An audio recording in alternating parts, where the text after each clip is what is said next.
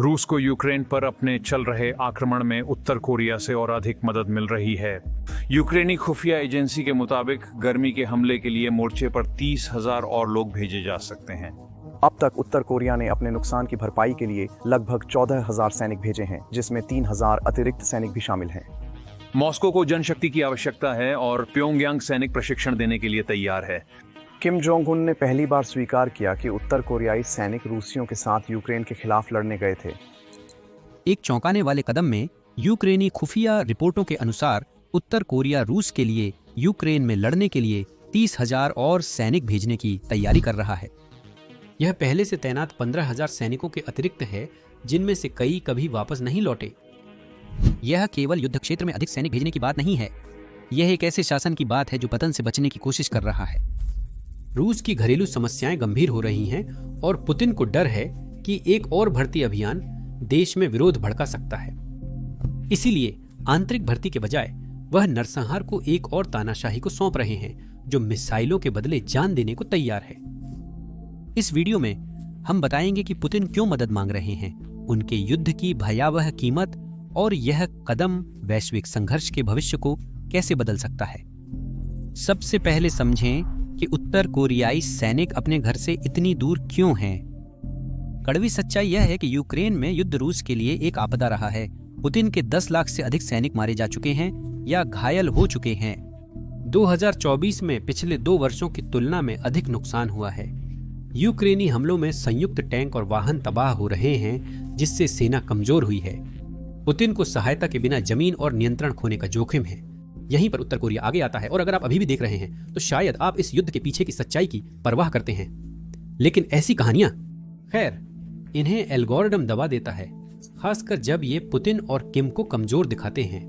अगर आप चाहते हैं कि यह वीडियो खासकर उन लोगों तक पहुंचे जो अभी भी सोचते हैं कि रूस जीत रहा है, तो लाइक और सब्सक्राइब जरूर करें।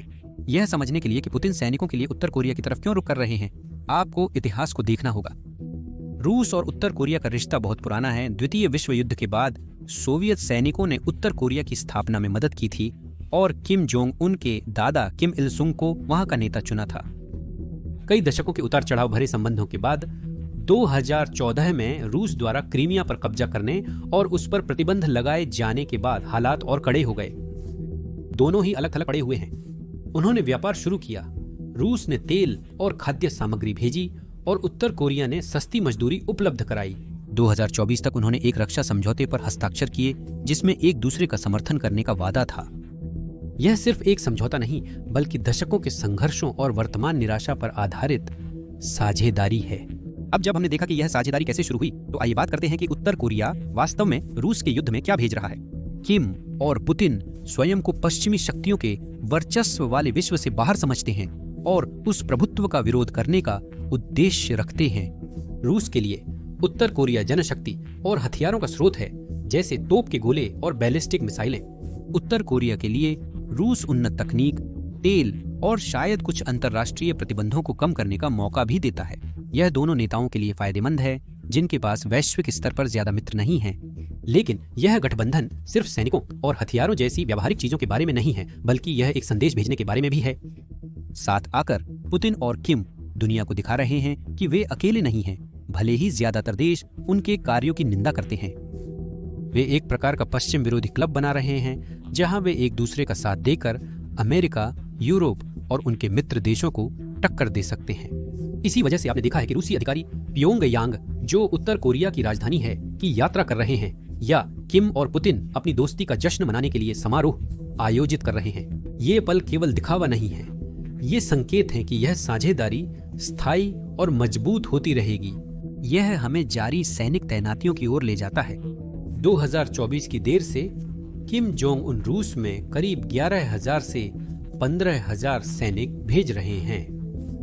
ये सैनिक युद्ध में इस्तेमाल हो रहे हैं, विशेषकर कुर्स्क क्षेत्र में, जहां रूस यूक्रेनी सेनाओं को पीछे धकेलने का प्रयास कर रहा है। कुछ सैनिक किलेबंदी बनाने और रूस की बिखरी लाइनों को लॉजिस्टिक सहायता देने जैसे सहायक कार्य भी कर रहे हैं। 30,000 अतिरिक्त सैनिकों की खबर मौजूदा समस्या में एक बड़ी वृद्धि है। यह पहले से भेजे गए सैनिकों की लगभग 3 गुना संख्या है और यह दिखाता है कि रूस इस साझेदारी पर पूरी तरह निर्भर है। तो क्या ये सैनिक युद्ध की दिशा बदलने में प्रभावी होंगे? खैर, यही चीजें उलझ जाती हैं। कुछ विशेषज्ञों का कहना है कि उत्तर कोरियाई सैनिक अपनी संख्या के बल पर रूस की मदद करने में सक्षम हो सकते हैं। वे अनुशासित होने और कठिन परिस्थितियों में टिके रहने के लिए जाने जाते हैं, जो इस कठिन युद्ध में महत्वपूर्ण है। हालांकि कुछ लोग इतने आश्वस्त नहीं हैं। ये सैनिक आधुनिक युद्ध के लिए रूसी या यूक्रेनी सेनाओं जैसे प्रशिक्षित नहीं हैं। वे उत्तर कोरिया की पुरानी सैन्य रणनीतियों के आदी हैं, जो बड़ी संख्या में पैदल सेना और पुराने उपकरणों पर निर्भर हैं। यूक्रेन में ड्रोन और सटीक हमलों जैसी तकनीक हावी होने के कारण उनके लिए तालमेल बिठाना कठिन हो सकता है। पश्चिमी खुफिया एजेंसियों के अनुमान के अनुसार उत्तर कोरिया की पहली लहर के लगभग 6000 सैनिक मारे गए या घायल हुए। यह दिखाता है कि वे भारी नुकसान झेल रहे हैं। कल्पना कीजिए इन युवा सैनिकों की, जिनमें से कुछ सिर्फ 17 साल के हैं, बर्फीली घाटियों में छिपे हुए हैं और ऊपर ड्रोन मंडरा रहे हैं। वे घर से दूर एक अनजानी जंग लड़ रहे हैं, जानते हुए कि पकड़े जाने पर उनके परिवारों को मार दिया जा सकता है।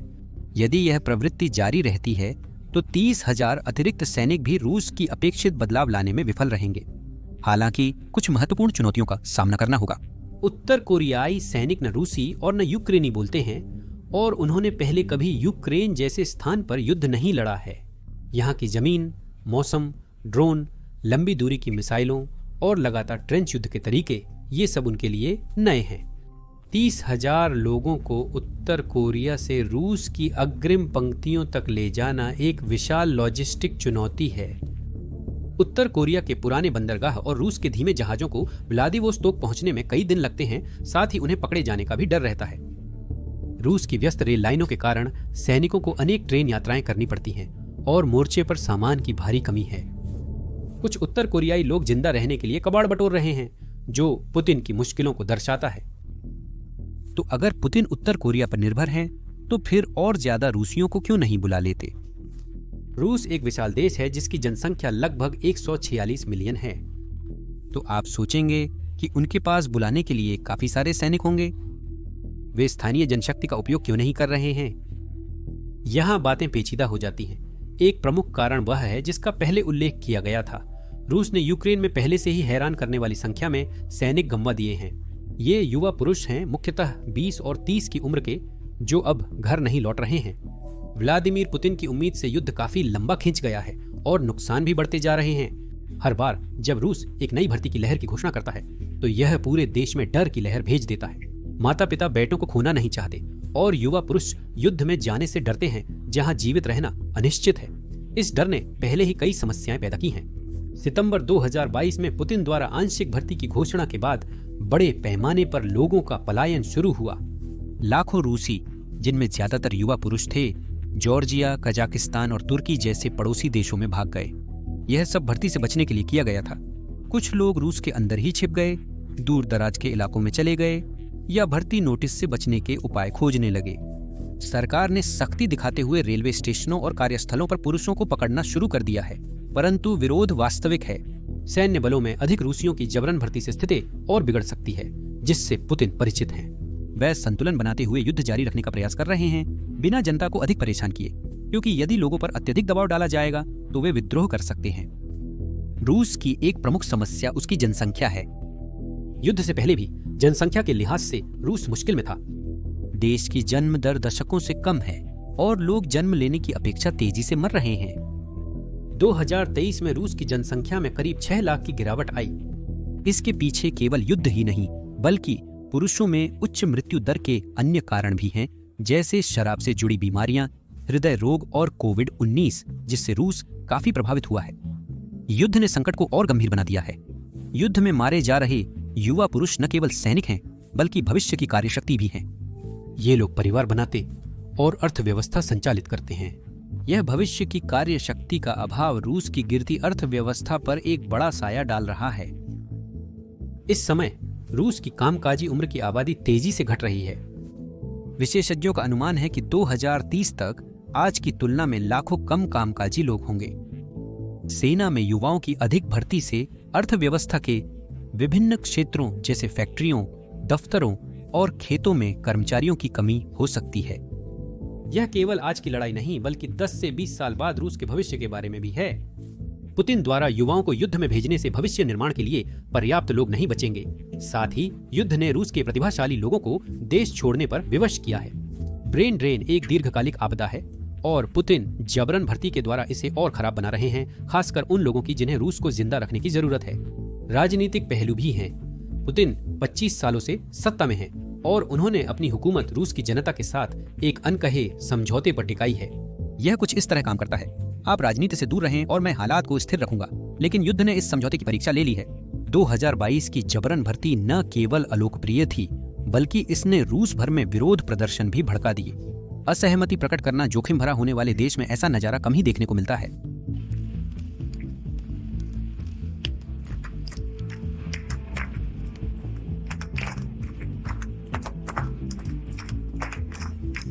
लोग गुस्से में थे। युद्ध ने न केवल भर्ती के माध्यम से बल्कि उनके जीवन को अस्त व्यस्त करके भी प्रभावित किया। खाद्य और सामान की कीमतें बढ़ गई हैं और पश्चिमी प्रतिबंधों के कारण कार और इलेक्ट्रॉनिक्स की उपलब्धता कम हो गई है। रूसी अर्थव्यवस्था बुरी स्थिति में है और नागरिक युद्ध को इसका जिम्मेदार ठहराते हैं। एक और बड़ा भर्ती अभियान लोगों को हद से बाहर कर सकता है, खासकर मॉस्को और सेंट पीटर्सबर्ग जैसे बड़े शहरों में, जहां पुतिन का समर्थन सबसे मजबूत है।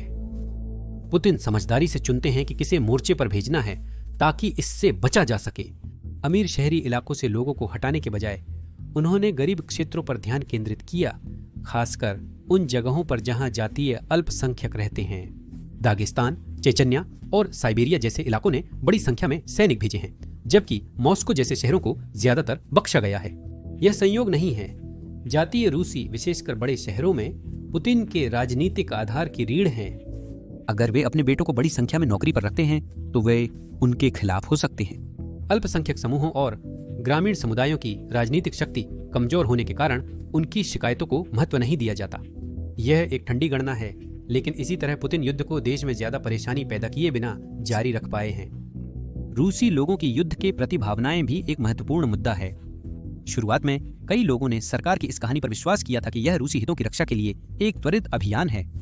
3 साल बीतने के बावजूद युद्ध का अंत नहीं दिख रहा और शव घर लौट रहे हैं, जिससे कहानी कमजोर पड़ने लगी है। रूस में पोल्स पर भरोसा करना मुश्किल है क्योंकि लोग बोलने से डरते हैं। 2023-2024 के सर्वेक्षणों से पता चलता है कि केवल आधी आबादी अब भी युद्ध का समर्थन करती है। बाकी आधी आबादी या तो इसके खिलाफ है या फिर इससे थक चुकी है। सर्वेक्षणों से पता चलता है कि अधिकांश लोग शांति वार्ता और युद्ध समाप्ति के पक्ष में हैं। युवाओं को जबरन सेना में भर्ती किया जा रहा है और वे एक बेकार से संघर्ष में मरना नहीं चाहते। वे इससे तंग आ गए हैं। अगर पुतिन 1-2 लाख और रूसियों को जुटाने की कोशिश करते हैं तो उन्हें न केवल विरोध का बल्कि अपनी नेतृत्व क्षमता पर व्यापक अविश्वास का भी खतरा होगा। यही कारण है कि वे अन्य स्रोतों से जनशक्ति प्राप्त कर रहे हैं।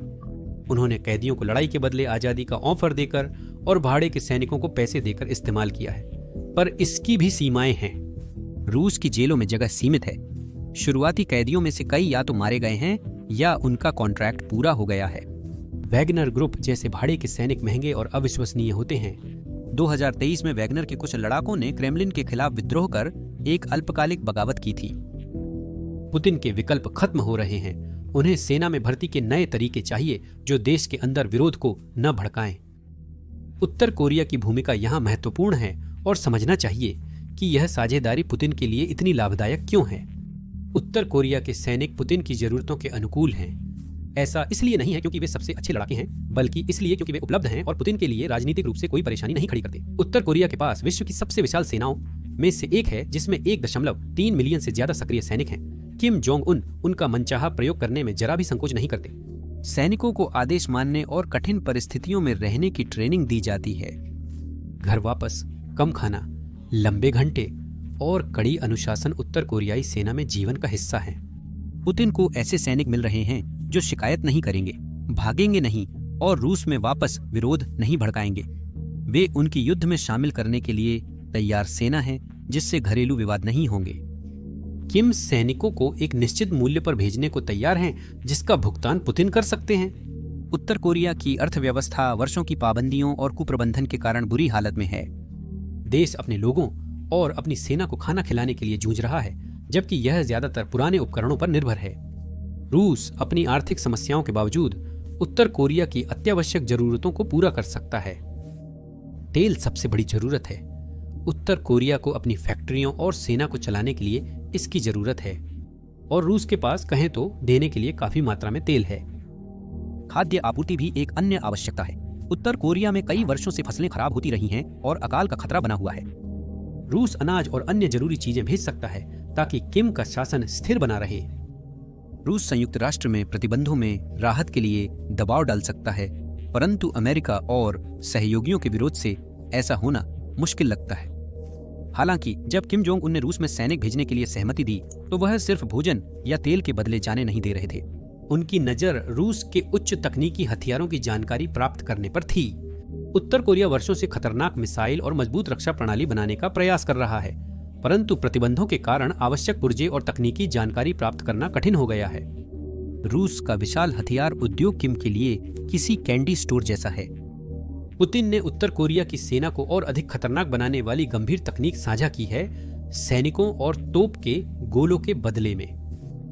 यह सिर्फ कुछ नए खिलौनों की बात नहीं है, बल्कि किम को ऐसे औजार देने की बात है जिनसे वह दुनिया को उन तरीकों से धमका सके जो पहले उसके लिए मुमकिन नहीं थे। रिपोर्टों के मुताबिक रूस ने S-400 जैसी उन्नत वायु रक्षा प्रणालियों के ब्लूप्रिंट उत्तर कोरिया को दिए हैं। ये सैकड़ों मील दूर से ही विमानों या मिसाइलों को मार गिरा सकते हैं। उत्तर कोरिया की वर्तमान वायु रक्षा प्रणालियां पुरानी हैं। सोवियत युग की ये विमान दक्षिण कोरिया या अमेरिका के आधुनिक जेट विमानों के मुकाबले कमजोर हैं। S-400 तकनीक किम को मिसाइल ठिकानों की सुरक्षा में मदद कर सकती है और दुश्मनों के हमले को मुश्किल बना सकती है। रूस द्वारा बैलिस्टिक मिसाइलों में मदद करने की भी चर्चा है। उत्तर कोरिया ने अमेरिका को निशाना बनाने वाली मिसाइलों का परीक्षण किया, लेकिन वे अभी पूर्ण नहीं हैं। कुछ मिसाइलें क्रैश हो गईं या लक्ष्य से चूक गईं। दक्षिण कोरियाई खुफिया एजेंसी का कहना है कि रूस इन मिसाइलों को और सटीक बनाने के लिए गाइडेंस सिस्टम और सैटेलाइट तकनीक साझा कर रहा है। जनवरी 2025 में उत्तर कोरिया के मिसाइल परीक्षण में एक नया उड़ान पैटर्न देखा गया, जो संभवतः रूसी इंजीनियरों द्वारा तैयार किया गया था। रिपोर्ट्स के अनुसार रूस मिसाइलों के अलावा उत्तर कोरिया की पुरानी वायु सेना को अपग्रेड करने के लिए MiG-29 जैसे फाइटर जेट के इंजन और अन्य पार्ट्स भेज रहा है। 2025 की एक रिपोर्ट के अनुसार उत्तर कोरियाई पायलट व्लादिवोस्तोक में रूसी Su-25 अटैक प्लेनों पर प्रशिक्षण ले रहे हैं और असली युद्ध में उड़ान भरना सीख रहे हैं। ऐसा आदान प्रदान महत्वपूर्ण है। उत्तर कोरियाई पायलटों ने कोरियाई युद्ध के बाद से कोई कार्रवाई नहीं देखी है और अब वे युद्ध का अनुभव प्राप्त कर रहे हैं। पुतिन के लिए इस तकनीक को साझा करना किम को खुश रखने और यह सुनिश्चित करने का एक तरीका है कि सैनिक आते रहें, लेकिन यह एक जोखिम भरा कदम है। उत्तर कोरिया की बेहतर मिसाइलों से एशिया में नई हथियारों की दौड़ शुरू हो सकती है, जिससे दक्षिण कोरिया और जापान मजबूत रक्षा प्रणाली बनाने लग सकते हैं। अमेरिका ने चेतावनी दी है कि अप्रैल 2025 तक रूसी प्रौद्योगिकी का हस्तांतरण कोरियाई प्रायद्वीप को अस्थिर कर सकता है। हाँ, यह समझौता दोनों पक्षों के लिए जोखिम भरा है। किम जोंग उन उत्तर कोरिया पर लोहे की मुट्ठी से राज करते हैं, लेकिन 30,000 सैनिकों को यूक्रेन युद्ध में भेजना एक सैन्य फैसले से अधिक एक जुआ है। उत्तर कोरिया में प्रचार से जनता को नियंत्रित किया जाता है, जहां किम को देवतुल्य नेता और सेना को अजेय बताया जाता है। ऐसा प्रचार देश के भीतर परिस्थितियों को बदल सकता है। राज्य टीवी सैनिकों की मार्च करती परेड दिखाकर सेना की ताकत का प्रदर्शन करता है, लेकिन अब वे सैनिक एक दूर देश की जंग में मारे जा रहे हैं जिसका उत्तर कोरिया से कोई लेना देना नहीं है। हजारों सैनिकों के न लौटने से किम द्वारा अपने लोगों को बेची जा रही कहानी टूट सकती है। प्योंगयांग या हमहंग में परिवार सोच सकते हैं कि उनके बेटों और भाइयों को रूस में मरने के लिए क्यों भेजा जा रहा है। ऐसे देश में नेता से सवाल पूछना खतरनाक है और आपको श्रम शिविर में पहुंचा सकता है। इसे दबाने के लिए किम की सरकार ओवरटाइम काम कर रही है। अप्रैल 2025 में उत्तर कोरिया ने प्योंगयांग में कुर्स्क के सैनिकों के सम्मान में एक स्मारक की घोषणा की। इसने उनकी मौतों को वीरता के रूप में प्रस्तुत किया और सैनिकों के परिवारों को इनाम दिए गए। इन इनामों में अतिरिक्त खाद्य राशन और वर्कर्स पार्टी की सदस्यता शामिल है, जो उत्तर कोरिया की कठोर व्यवस्था में महत्वपूर्ण है। दक्षिण कोरियाई खुफिया एजेंसी के अनुसार कुछ परिवारों को प्रति माह अमेरिकी डॉलर 50 मिल रहे हैं, जो उस देश में एक बड़ी राशि है जहां अधिकांश लोग अमेरिकी डॉलर 10 से कम मासिक आय अर्जित करते हैं। परंतु हाँ, केवल एका मोठ्या समस्येवर पट्टी लावण्यासारखे आहे। एक पूर्व उत्तर कोरियाई सैनिक ने कहा कि रूस भेजे गए सैनिक इसे गरीबी से बचने का एक मौका मानते हैं, परंतु अगर वे जीवित लौटते हैं और हार या अराजकता की कहानियां वो लेकर आते हैं तो इससे नाराजगी भड़क सकती है। उत्तर कोरिया ने ऐसी जंग कभी नहीं लड़ी है और वहां की सरकार बाहरी दुनिया देखे हुए अनुभवी सैनिकों से निपटने की आदी नहीं है। यूक्रेन में भगोड़े होने का खतरा भी है। जनवरी 2025 में यूक्रेनी सेना ने 2 उत्तर कोरियाई सैनिकों को गिरफ्तार किया जिन्होंने पूछताछ से बचने और अपने परिवारों को सजा मिलने के डर से आत्महत्या का प्रयास किया। किम की पकड़ कितनी मजबूत है ये इससे पता चलता है, लेकिन यह दरारों की ओर भी इशारा करता है। यदि सैनिक पकड़े जाते हैं या भाग जाते हैं तो वे उत्तर कोरिया की सेना की जानकारी दे सकते हैं या शासन की आलोचना भी कर सकते हैं। किम के लिए यह एक बुरा सपना है जो अपने देश को अलग थलग रखने के लिए गोपनीयता पर निर्भर है। उसने प्रचार को और तेज कर दिया है। 2025 की रिपोर्टों के अनुसार स्कूलों में बच्चों को सिखाया जा रहा है कि यूक्रेन युद्ध पश्चिमी शैतानों के खिलाफ है, लेकिन यदि मृतकों की संख्या बढ़ती रही तो कोई भी स्मारक या मुआवजा लोगों को सवाल करने से नहीं रोक पाएगा। किम का दांव है कि उसका शासन इस परिणाम को संभाल सकता है, लेकिन यह एक जोखिम भरा कदम है जो उसकी पकड़ को पहले से कहीं ज्यादा परख सकता है। अंतर्राष्ट्रीय प्रतिक्रिया भी सोचने वाली है। उत्तर कोरिया पहले से ही दुनिया के सबसे अलग थलग देशों में से एक है और इस कदम ने अमेरिका, दक्षिण कोरिया, जापान और कई अन्य देशों की नई निंदा को जन्म दिया है। नए प्रतिबंध लग सकते हैं और ये उत्तर कोरिया की अर्थव्यवस्था को और भी ज्यादा नुकसान पहुंचा सकते हैं, जिससे किम के लिए अपने लोगों को खाना खिलाना और अपनी सेना को सुसज्जित रखना और भी मुश्किल हो जाएगा। फिर भी किम को लगता है कि इनाम जोखिम से ज्यादा है और वह दांव लगा रहा है कि रूस के साथ करीबी संबंध उसके शासन को लंबे समय में मजबूत करेंगे। लेकिन यूक्रेन पीछे हटने वाला नहीं है। वे समझदारी से लड़ रहे हैं और इस गठबंधन को कमजोरी में बदल रहे हैं। उन्होंने जल्दी ही नई रणनीतियां अपनाई हैं ताकि ये नए लड़ाके युद्ध का संतुलन न बिगाड़ सकें। उत्तर कोरियाई सैनिक अनुशासित और आक्रामक हैं, लेकिन वे यूक्रेन के हाईटेक युद्ध क्षेत्र के आदी नहीं हैं। ड्रोन, सटीक हमले और इलेक्ट्रॉनिक युद्ध ने उनकी कमजोरियों को उजागर किया है। मार्च 2025 में यूक्रेनी विशेष बलों ने कुर्स्क स्थित उत्तर कोरियाई गोलों से भरे एक रूसी गोला बारूद डिपो को नष्ट कर दिया। एक ही हमले में 90% हथियार नष्ट हुए। अप्रैल में एक ड्रोन हमले ने 25 उत्तर कोरियाई सैनिकों को मार डाला जिन्हें ड्रोन की आवाज पहचाननी भी नहीं आती थी। यूक्रेन रूस की संचार व्यवस्था पर हमला कर रहा है। रूस और उत्तर कोरियाई सैनिकों के बीच भाषा अवरोध से भ्रम उत्पन्न हुआ है। यूक्रेनी हैकर रूसी रेडियो फ्रीक्वेंसी जाम कर रहे हैं और खुफिया जानकारी इकट्ठा कर रहे हैं। जनवरी में कुर्स्क में 2 उत्तर कोरियाई सार्जेंट्स पकड़े गए जिन्होंने अपनी ट्रेनिंग के बारे में बताया। दुश्मन की सीमा पर कोरियाई में पर्चे गिराकर सैनिकों से आत्मसमर्पण करने की अपील की गई है। यह एक कठिन काम है, पर अगर कुछ सैनिक भी भाग जाते हैं तो किम की पकड़ कमजोर पड़ सकती है। ये रणनीतियां दिखाती हैं कि यूक्रेन सिर्फ प्रतिक्रिया नहीं दे रहा बल्कि चालाकी से आगे बढ़ रहा है। हमलों और तकनीक के इस्तेमाल से वे यह सुनिश्चित कर रहे हैं कि उत्तर कोरिया के सैनिक वो बदलाव न ला सकें जिस पर पुतिन भरोसा कर रहे हैं। यूक्रेनी अधिकारी इसका उपयोग अंतर्राष्ट्रीय समर्थन जुटाने के लिए कर रहे हैं, यह दर्शाते हुए कि रूस की उत्तर कोरिया पर निर्भरता पुतिन की मजबूरी को प्रदर्शित करती है। यह रूस को एक दुष्ट देश के रूप में दिखाने और यूक्रेन को अधिक हथियार एवं सहायता दिलाने का अवसर है। यह गठबंधन सिर्फ युद्ध को नहीं बदल रहा है बल्कि पूरी दुनिया को हिला रहा है। देखिए दूसरे देश कैसे प्रतिक्रिया दे रहे हैं। नेटो ने इसे एक उन्नयन बताया है जिससे युद्ध और भी ज्यादा खतरनाक हो गया है। उन्हें सिर्फ सैनिकों की चिंता नहीं है बल्कि इस बात की भी फिक्र है कि इसका वैश्विक स्थिरता पर क्या असर पड़ेगा। रूस और उत्तर कोरिया का खुला समर्थन अन्य तानाशाही शासनों को भी ऐसा करने के लिए प्रेरित कर सकता है। अमेरिका और यूरोपीय संघ दोनों देशों को सजा देने के लिए नए प्रतिबंधों पर चर्चा कर रहे हैं। हालांकि मौजूदा प्रतिबंध इतने सख्त हैं कि उन्हें और कड़ा करना कठिन है। दक्षिण कोरिया, जो उत्तर कोरिया पर नजर रखता है, विशेष रूप से चिंतित है। उन्हें डर है कि रूस की सहायता से उत्तर कोरिया की सेना मजबूत होगी, जो कोरियाई प्रायद्वीप के लिए बड़ा खतरा उत्पन्न कर सकती है। रूस और उत्तर कोरिया का गठबंधन वैश्विक शक्ति के नक्शे को बदल रहा है। यह सिर्फ 2 देशों के बीच मदद का मामला नहीं है बल्कि एक नए गुट के निर्माण की बात है। वे मिलकर अमेरिका और उसके सहयोगियों के विरुद्ध एक संतुलन स्थापित कर रहे हैं। यह पूर्ण गठबंधन नहीं है, परंतु इसकी ओर एक कदम है जिससे अन्य देश सतर्क हुए हैं। ईरान, जो रूस को ड्रोन सप्लाई कर रहा है, शायद इस समूह के और करीब आ जाए। अन्य सत्तावादी शासन इसे पश्चिम को चुनौती देने के लिए एक आदर्श मॉडल के रूप में देख सकते हैं। यह परिवर्तन संघर्षों को आम बना सकता है और उन्हें सुलझाना कठिन हो सकता है। यूक्रेन के पास रूस की हताशा को अपनी गति में बदलने का अवसर है। यह तथ्य कि पुतिन दसियों हजार सैनिकों के लिए उत्तर कोरिया की ओर रुक कर रहे हैं, दुनिया को यह स्पष्ट कर देता है कि रूस के पास विकल्प खत्म होते जा रहे हैं। यह ऐसी चीज है जिसका यूक्रेन फायदा उठा सकता है, यह दिखाकर कि मॉस्को पृथ्वी के सबसे अलग थलग और क्रूर शासन में से एक पर निर्भर है। यूक्रेन अपने सहयोगियों को और अधिक समर्थन देने के लिए प्रेरित कर सकता है। यूरोप और कनाडा ने इस वर्ष 35 अरब यूरो से अधिक की सैन्य सहायता देने का वादा किया है, जिसमें लगभग 50 देश हथियार, प्रशिक्षण और समर्थन भेज रहे हैं। उत्तर कोरिया के शामिल होने के बाद दक्षिण कोरिया अपने रुख पर पुनर्विचार कर रहा है। नए साझेदार हथियार या कर्मी भेजने को भी तैयार हो सकते हैं। यूक्रेन इस अवसर का उपयोग यह तर्क देने के लिए कर सकता है कि यह युद्ध अब केवल उसकी सीमाओं तक ही सीमित नहीं है, बल्कि तानाशाहों के बढ़ते गठजोड़ को रोकने के बारे में भी है।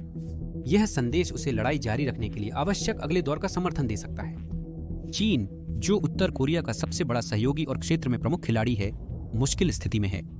चीन को यह पसंद नहीं है कि उत्तर कोरिया रूस के बहुत करीब हो जाए। रूस उत्तर कोरिया के मजबूत गठबंधन से चीन का किम जोंग उन पर प्रभाव कम हो सकता है। दूसरी ओर चीन रूस को नाराज नहीं करना चाहता, जिसे वह अमेरिका व उसके सहयोगियों के विरुद्ध एक साथी मानता है। चीन अभी तक चुप है, लेकिन वे हर कदम पर नजर रखे हुए हैं और अपने विकल्पों पर विचार कर रहे हैं। यदि यह गठबंधन सशक्त हो जाता है तो यह चीन को एक स्पष्ट रुख अपनाने के लिए विवश कर सकता है, जिससे वैश्विक शक्ति संतुलन प्रभावित हो सकता है। रूस का युद्ध उसकी खुद की गड़बड़ी है। पुतिन की विजय की सनक ने रूस को सैन्य रूप से 2 दशक पीछे धकेल दिया और उसे अलग थलग, गरीब व कमजोर बना दिया है। उसकी सेना का 90% हिस्सा खत्म हो चुका है, $211 खर्च हो चुके हैं और प्रतिबंध उसकी अर्थव्यवस्था को कुचल रहे हैं। यह निर्णायक युद्ध नहीं, बल्कि एक लापरवाह आक्रमण था। अब रूस खुद की आक्रामकता के नतीजों से जूझ रहा है। दुख की बात यह है कि पुतिन ने वास्तव में अपना सबक नहीं सीखा है और उत्तर कोरिया के साथ यह प्रत्यक्ष गठबंधन सिर्फ एक और बड़ी गलती है। पुतिन का सैनिकों के लिए उत्तर कोरिया की ओर रुख करना सिर्फ हताशा नहीं है, यह अपमानजनक भी है। रूस, जो कभी वैश्विक सैन्य शक्ति माना जाता था, अब दुनिया के सबसे गरीब और अलग थलग शासन से अपनी जंग लड़ने के लिए सैनिक मांग रहा है। ये कुपोषित और अप्रशिक्षित सैनिक पुतिन की रक्षा नहीं कर पाएंगे, वे केवल और अधिक जीवन खोने वाले हैं। इन सबके बावजूद यूक्रेन 2 तानाशाहों का सामना कर रहा है और अब भी लड़ रहा है। ये सिर्फ ताकत नहीं, बल्कि उम्मीद की किरण है, जो दुनिया को दिखा रही है कि बदमाशों का सामना करना कैसा होता है।